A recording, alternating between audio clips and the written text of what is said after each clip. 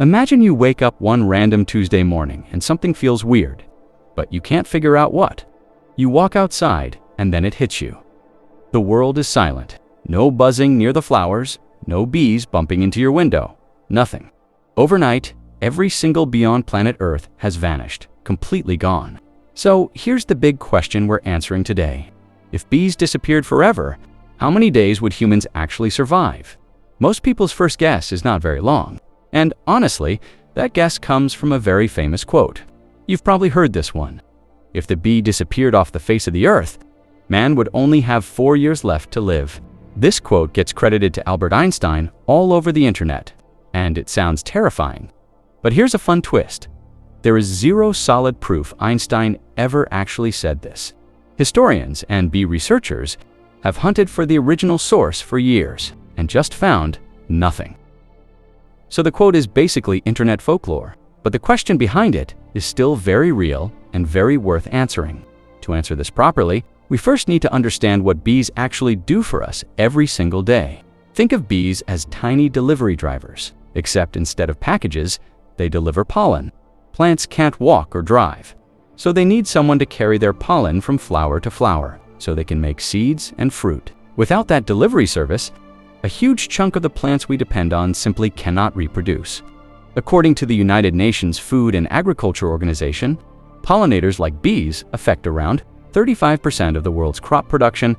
That includes apples, almonds, blueberries, coffee, avocados, and a huge list of fruits and vegetables we eat every week. So if bees vanish, this isn't just a sad nature documentary problem. It's a what's actually on my plate problem.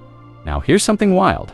This isn't just a hypothetical thought experiment, because a small part of the world already lived through it. In Meioxian County in Sichuan, China, wild bee populations crashed hard in the 1980s due to heavy pesticide use.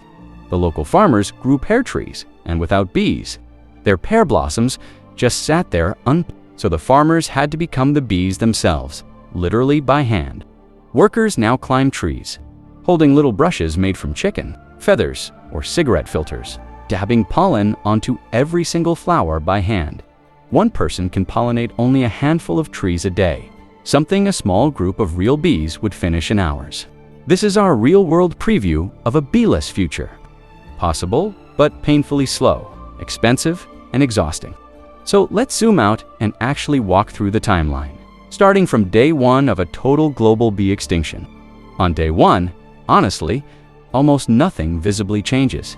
Your grocery store still looks completely normal. That's because most fruits and vegetables you buy today were already pollinated weeks or months ago, before the bees disappeared. But fast forward a few months, and farmers start noticing their flowering crops just aren't turning into fruit anymore. Apple orchards, almond farms, and berry fields begin producing far less than usual, sometimes almost nothing at all. Here's an important detail though. Not all food comes from bee pollination, and this is where the panic usually gets exaggerated. Wheat, rice, corn, and other grains are pollinated by wind, not bees. So these staple crops would keep growing just fine. This means humans would not instantly starve to death, because our biggest calorie sources don't actually need bees at all. But here's the catch. Surviving on calories alone is very different from actually thriving as a healthy human being. Most of our vitamin C, vitamin A, and key antioxidants come from fruits and vegetables that absolutely need bee pollination. So within 1 to 2 years, we'd likely see rising cases of malnutrition, especially in poorer regions that rely heavily on fresh produce.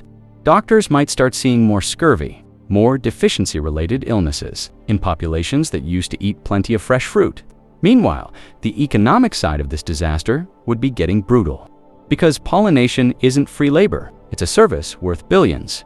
Researchers have estimated the global economic value of pollination services at hundreds of billions of dollars every single year. Entire farming industries built around almonds, berries, and orchard fruits would collapse or need a total redesign. Some farms would try hand pollination, like in China, but scaling that up to feed billions of people is almost impossible. Others would shift to wind-pollinated backup crops, meaning your diet slowly becomes way more grain-heavy and way less colorful. And here's where the domino effect really kicks in.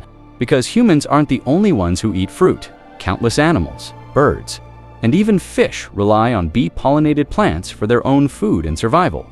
If those plants disappear, animal populations start shrinking too, which shakes the entire food web from the ground up.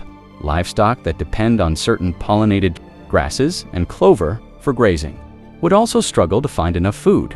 So even meat and dairy, indirectly, would start feeling the pressure of a bee-less world. This is the real answer to our big question. Humans probably wouldn't die within 4 years like the famous quote claims, but we would slide into a slower, uglier crisis: mass malnutrition, economic collapse in agriculture, and food scarcity in poorer nations first.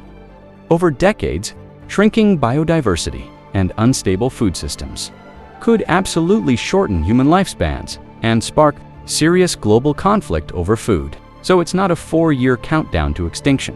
It's more like a multi-decade unraveling of the systems keeping us comfortable and well-fed. And that brings us to the real lesson hiding inside this whole scary scenario. We love thinking of ourselves as separate from nature, like we're the main characters and everything else is just background scenery. But a creature smaller than your fingernail turns out to be one of the quiet pillars, holding up our entire way of life. That's honestly kind of humbling and also kind of beautiful. If you think about it long enough, we're not standing above nature looking down at it. We're just one thread woven into a much bigger web. Pull one thread hard enough, even a tiny one, and you'll feel it shake the whole web eventually. So maybe the real question isn't just how long would we survive without bees. Maybe it's how many more of these tiny, unnoticed threads are we already quietly pulling on.